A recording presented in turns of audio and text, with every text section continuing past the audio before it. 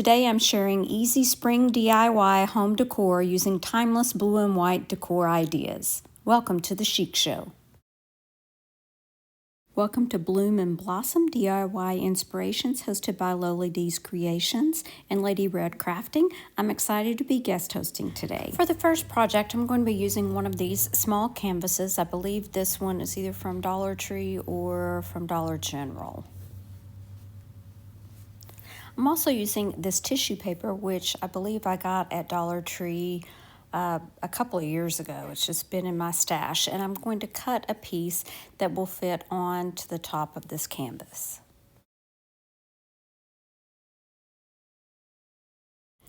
Because the tissue paper is very thin, I'm going to be using liquid patina to decoupage this onto the canvas. Liquid patina is a little bit thinner than Mod Podge, so I like to use it for thinner papers like napkins or tissue paper.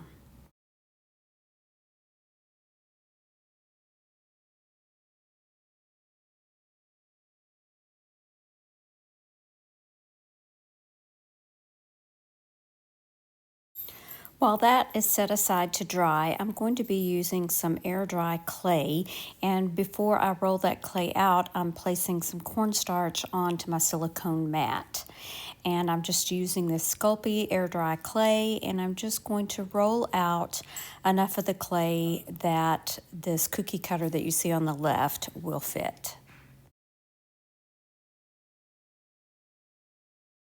I did roll it fairly thin, and I'm just going to cut out this clay and kind of pat down the sides just to make sure that any of that clay that has rough edges is just packed down in there and smooth.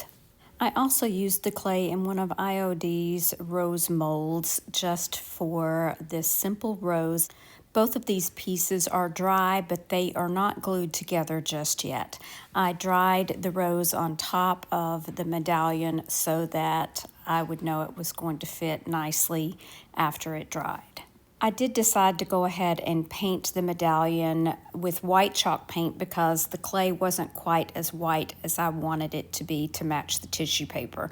So I did have to go back and touch up some of that gold paint. I also painted the rose with some red acrylic paint just because I had heard that if you paint it red and then paint gold over it, it helps the gold to really shine. So that's what I did. I used that same acrylic gold paint on the rose. And now I'm using some clear Gorilla Glue to glue my rose to my medallion. As you can see here, I was working on another project and I decided to switch the medallions. So I put just the simple round one on the blue rose paper, and the scalloped one I left for the other project.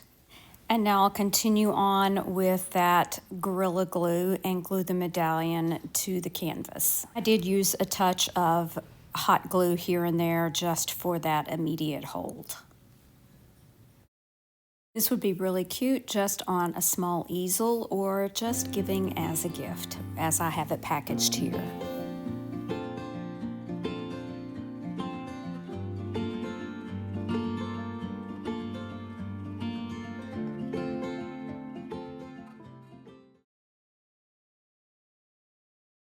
I have two other rose castings here that I cast from resin. These are from IOD molds. And at this time I'm going to be painting the roses with black chalk paint.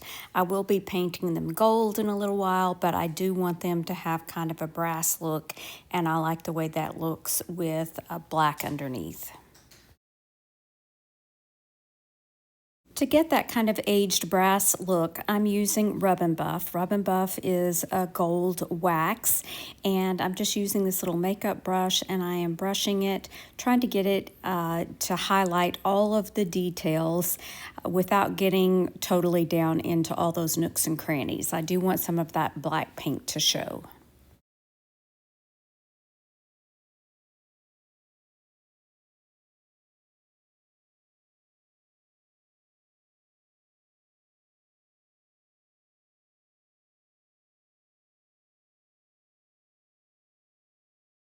I got these acrylic hearts from Hobby Lobby, but they did not have a hole in them, so I did use my drill to drill a hole in both of them. Now I'm going to place my roses on the center of the hearts because I'm going to be using these as wreath ornaments. Now I'm using that clear Gorilla Glue once again, and I'll place this onto the rose and the rose onto the acrylic heart and then let them sit overnight.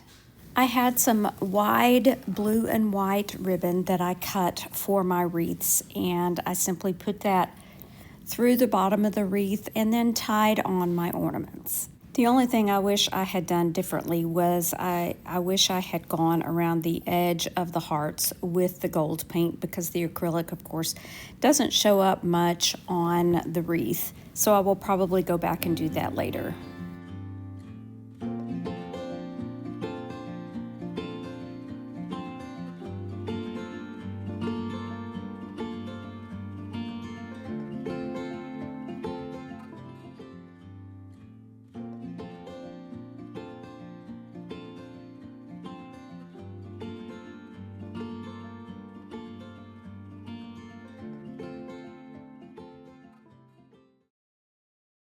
This piece of canvas was wrapped around some bedding that I recently purchased, so I'm going to be using this piece, but I'm going to be cutting off one end. We're going to make a wraparound for one of my pillows. I did end up cutting off some of the straps that were ties at each end to glue on to the end that I just cut. So there will be 4 ties that I can tie around a pillow. And please excuse the cat hair that you see. One of my cats decided this was the perfect spot to take an afternoon nap. Could sew this project as well, but since it's not going to get a lot of handling, I decided hot glue would work. So I glued my straps on the raw end, and now I'm going to make a hem with hot glue on that raw end.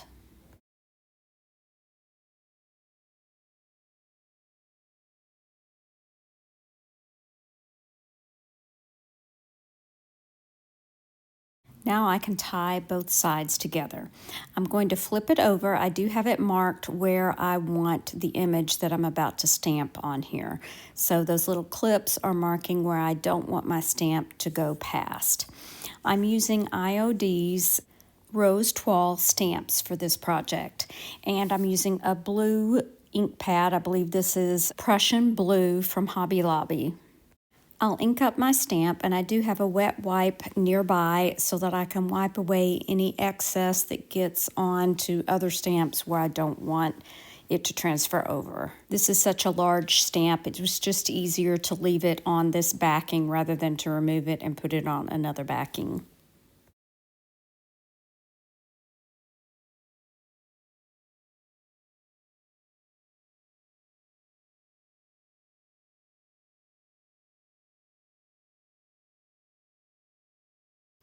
And this turned out to transfer over quite nicely. And now I'm going to heat set it with my mini iron and a piece of Teflon. This completes this simple project. Now I just need to tie it around my pillow.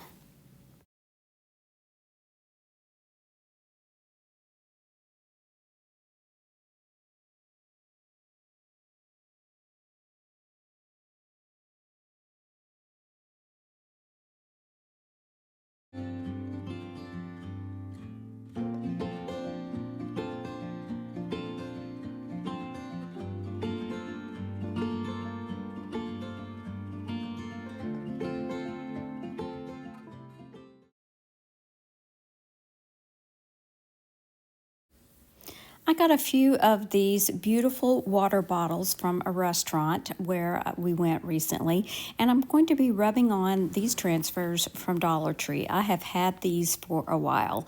First thing I want to do is use some alcohol just to rub over the bottle. I did remove the label that was on there, but I do want to make sure that it's really clean before I start to put my rub-on transfers on.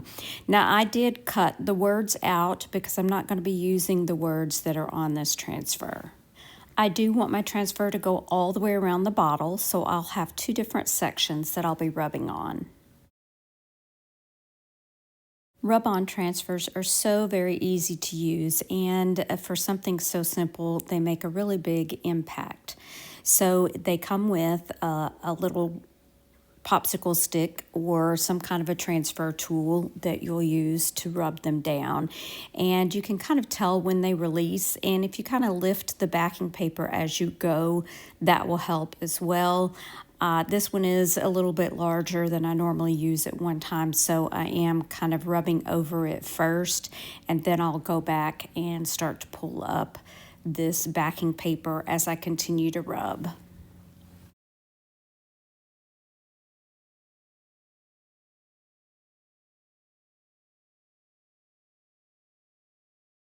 I do rub them down gently with my fingers just to make sure that everything is stuck to the glass. Now I'm going to turn it over and continue with the other part. I did cut a couple of other little pieces off just to fill in this little gap where those words were.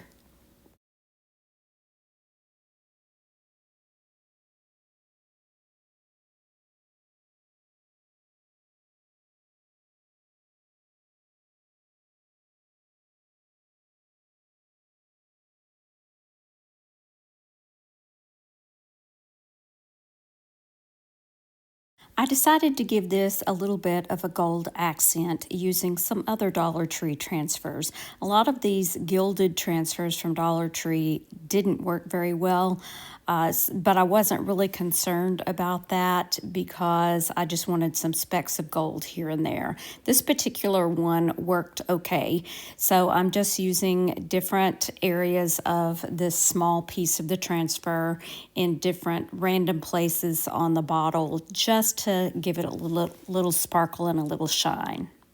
And I did make sure to go all the way around the bottle.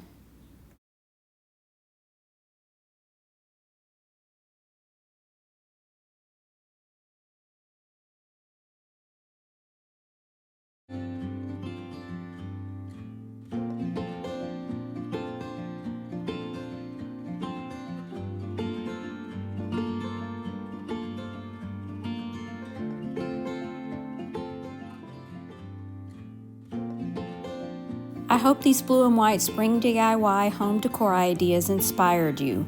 Don't forget to like, subscribe, and come back for more seasonal DIY inspiration. You also want to be sure and check out our host channels and the playlist in the description box below for endless ideas. Here's another video for you to take a look at. Thanks so much for watching. Remember to share the chic. Bye now.